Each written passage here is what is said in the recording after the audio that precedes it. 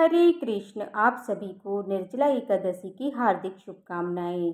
हस्तिनापुर का राज्य दरबार आज विशेष रूप से सुसज्जित है। स्वयं सिंहासन श्वेत चर्वण रत्न जटित दीपमालाओं की आभा से मंडप जगमगा रहा है। पांडवों के बीच बैठा बल का प्रतीक भीमसेन, किंतु आज उनके मुख पर पराक्रम नहीं बल्कि गंभीर रेखा की दुविधाएं हैं। हर एकादशी पर माता कुंती, सहदेव, नकुल, अर्जुन और स्वयं युधिष्ठिर महाराज और द्रौपदी सभी व्रत रखते हैं संयम और श्रद्धा के साथ। लेकिन भीम जो अग्नि से उत्पन्न है, जिनकी अग्नि जैसी भूख है, वे हर बार मन मारकर वे उस पुण्य से वर्जित रह जाते हैं।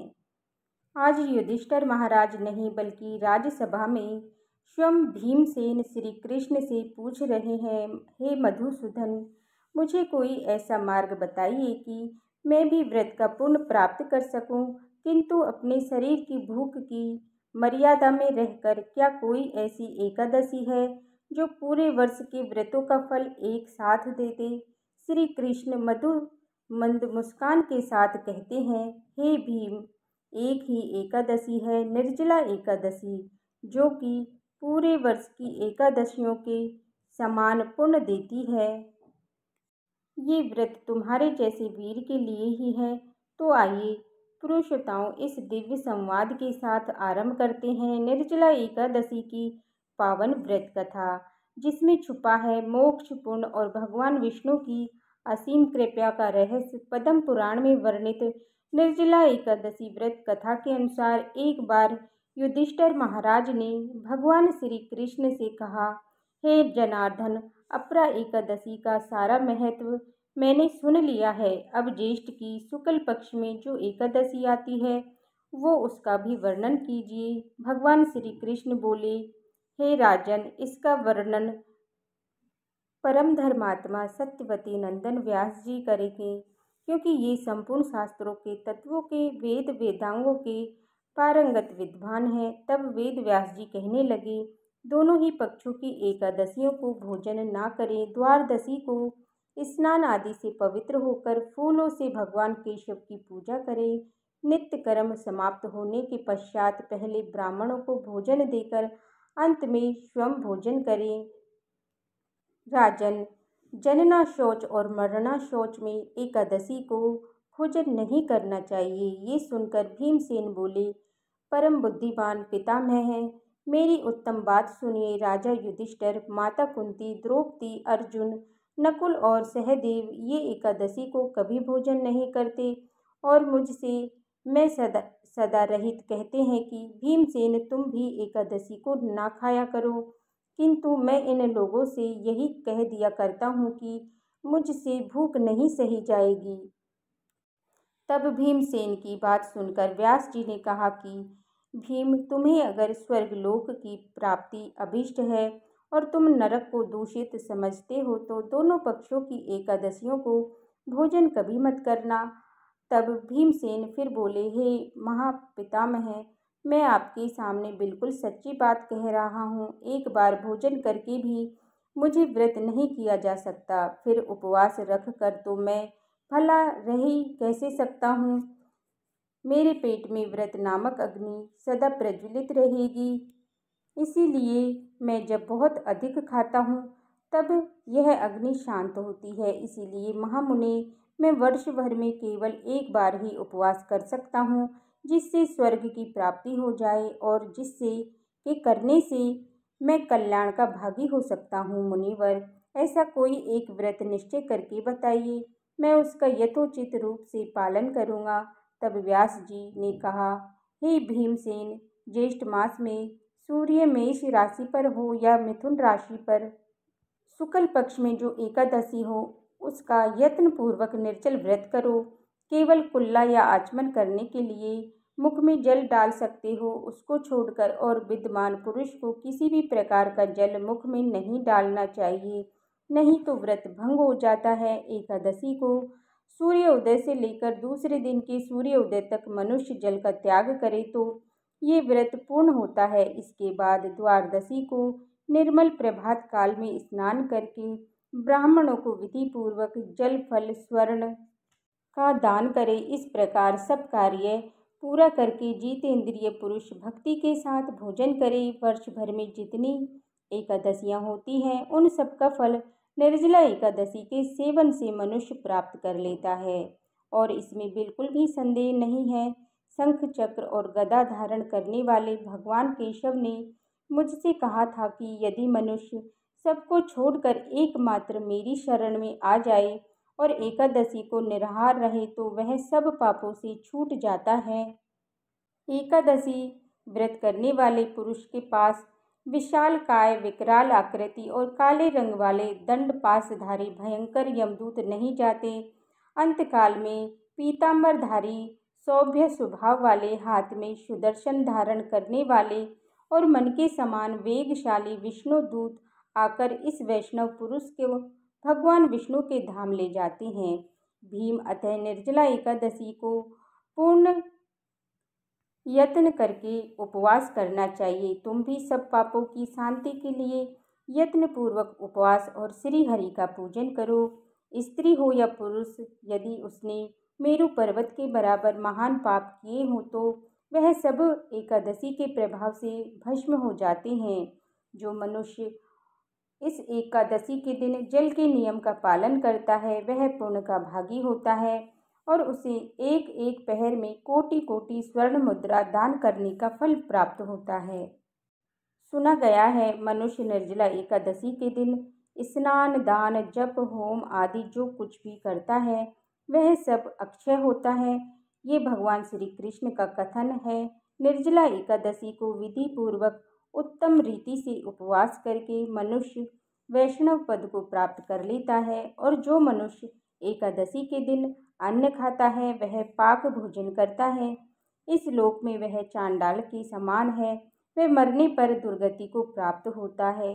जो ज्येष्ठ में शुक्ल पक्ष की एकादशी को उपवास करके जो दान देंगे वो परम पद को प्राप्त होंगे। जिन्होंने एकादशी को उपवास किया है वे ब्रह्म हत्यारे, शराबी, चोर या फिर गुरुद्रोही होने पर भी सभी पापों से मुक्त हो जाते हैं। मूर्ति नंदन, निर्जला एकादशी के दिन श्रद्धालु स्त्री पुरुषों के लिए जो विशेष दान और कर्तव्य बताए गए हैं मैं सुनो। उस दिन जल में शयन करने वाले भगवान विष्णु का पूजन और कामधेनु का दान करना चाहिए। यथा प्रत्यक्ष धेनु का, घृतमय धेनु का दान करें और पर्याप्त दक्षिणा और भांति भांति के मिष्ठानों द्वारा यत्नपूर्वक ब्राह्मणों को संतुष्ट करना चाहिए। ऐसा करने से ब्राह्मण अत्यधिक संतुष्ट होते हैं और उनके संतुष्ट होने पर भी हरि मोक्ष प्रदान करते हैं। जिन्होंने सम, दम और दान में प्रवृत्त हो श्री हरि की पूजा और रात्रि में जागरण करते हुए इस निर्जला एकादशी का व्रत किया, उन्होंने अपने साथ अपनी बीती हुई 100 पीढ़ियों को वासुदेव के परम धाम पहुँचा दिया है। अन्नम वस्त्रम गावो तथा जलम शयन आसन शुभम मंडलु तथा चत्रम दातव्यम निर्जला दवे, अर्थात निर्जला एकादशी के दिन अन्न, वस्त्र, जल, गौ, सैया, सुंदर आसन, कमंडल और छाता दान करना चाहिए। जो श्रेष्ठ और सुपात्र ब्राह्मण को दान करता है वह सोने के विमान पर बैठकर स्वर्गलोक में प्रतिष्ठा होता है। जो इस एकादशी की महिमा को भक्ति पूर्वक सुनता है तथा जो भक्ति पूर्वक उसका वर्णन करता है वे दोनों स्वर्गलोक में जाते हैं। चतुर्दशी युक्त अमावस्या को सूर्य ग्रहण के समिष्ठात करके मनुष्य जिस फल को प्राप्त करता है वही इसके श्रवण से भी प्राप्त होता है। पहले दंत धावन करके ये नियम लेना चाहिए कि भगवान केशव की प्रसन्नता के लिए एकादशी को निराहार रहकर आचमन के सिवा दूसरे जल का भी त्याग करूँगी। द्वादशी को देव देवेश्वर भगवान विष्णु की पूजा करनी चाहिए। गंध, धूप, पुष्प और सुंदर वस्त्र से विधि पूर्वक पूजन करके जल का घड़ा संकल्प करके नियम मंत्र का उच्चारण करके इस जल के घड़े का दान करने से आप मुझे परम गति की प्राप्ति कराएंगे। व्यास जी कहते हैं, भीमसेन, ज्येष्ठ मास में शुक्ल पक्ष की जो शुभ एकादशी होती है उसका निर्जल व्रत करना चाहिए तथा उस दिन श्रेष्ठ ब्राह्मणों को शक्कर के साथ जल के घड़े दान करने चाहिए। ऐसा करने से मनुष्य भगवान विष्णु के समीप पहुंचकर आनंद का अनुभव करता है। इसके पश्चात द्वादशी को ब्राह्मण भोजन कराने के पश्चात स्वयं भोजन करें। जो इस प्रकार से पूर्ण रूप से पापनाशनी एकादशी का व्रत करता है, वह सभी पापों से मुक्त होकर अनामय पद को प्राप्त होता है। ऐसे व्यक्ति को मोक्ष की प्राप्ति हो जाती है। जैसे ही श्री हरि कृष्ण ने कथा समाप्त की, हस्तिनापुर का राज्य दरबार एक बार फिर दिव्य ऊर्जा से भर गया है। श्री कृष्ण के मुख से निकली हर बात जैसे भीमसेन का मन का भार हर लेती है। वे हाथ जोड़कर श्री कृष्ण को प्रणाम करते हैं। हे केशव, आपने मुझे वह अमूल्य उपाय बताया जो मुझे मेरे परिवार के व्रती सहदृश की ओर ले जाता है। आज मैं भी व्रत के पद पर अग्रसर हो पाया।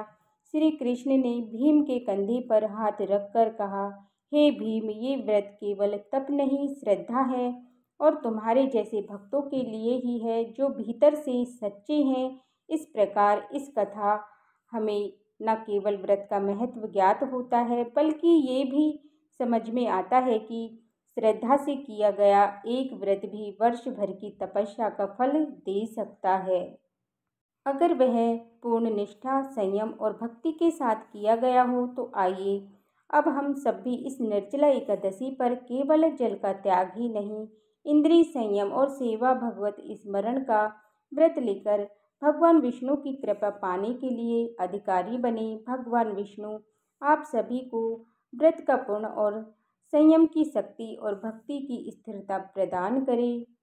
आइए अब सुनते हैं ग्यारस माता की एक अद्भुत कथा सुनाने जा रही हूँ, जिसे सुनकर हर कोई इस व्रत को करने के लिए प्रेरित हो उठता है।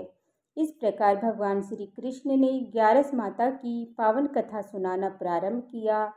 एक बार देव ऋषि नारद जी बैकुंठ लोक गए। वहां उन्होंने भगवान श्री लक्ष्मी नारायण जी को प्रणाम किया। फिर लक्ष्मी नारायण ने श्री हरि से कहा, हे प्रभु, अब धरती पर आपका प्रभाव कम हो रहा है। धर्म पर चलने वालों को कोई अच्छा फल नहीं मिल रहा। जो पाप कर रहे हैं उनका भला हो रहा है। तब श्री हरि कहने लगे, ऐसा नहीं है देव ऋषि, जो भी हो रहा है सब नियति के कारण हो रहा है। श्री हरि की बात सुनकर नारद जी बोले, प्रभु, मैं तो देख कर आ रहा हूँ कि पापियों को तो अच्छा फल मिल रहा है, लेकिन भला करने वाला और धर्म के रास्ते। भगवान श्री हरि ने कहा, हे देव ऋषि, कोई ऐसी घटना बताओ जिससे तुम्हें ये लग रहा हो। नारद जी कहने लगे, प्रभु, अभी अभी मैं एक जंगल से आ रहा हूँ। वहाँ पर एक गाय दलदल में फंसी हुई थी। कोई भी उसे बचाने वाला नहीं था। थोड़ी देर के बाद ही मैंने देखा कि एक चोर उधर से गुजरा। दलदल में फंसी हुई गाय को देखकर वो रुका तक नहीं, बल्कि वह उस गाय पर पैर रखकर दलदल से भरा गड्ढा लांघकर वो आगे निकल गया। आगे गया तो उस चोर को सोने से भी मोहरों से भरी एक थैली मिली। थोड़ी ही देर पर वहाँ एक साधु महाराज आए, तो उन्होंने उस गाय को दलदल में फंसा देखा तो गाय को बाहर निकालने की पूरी कोशिश की और पूरी ताकत लगाकर आखिरकार उस गाय को निकाल लिया। गाय को बाहर निकालने के प्रयास में वे साधु महाराज खुद दलदल से लथपथ हो गए थे।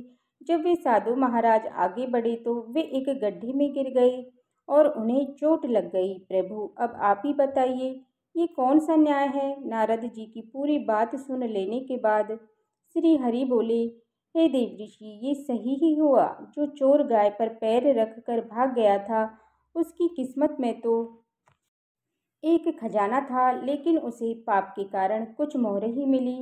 वहीं साधु महाराज को गड्ढे में इसलिए गिरना पड़ा क्योंकि उनके भाग्य में उस समय मृत्यु लिखी हुई थी।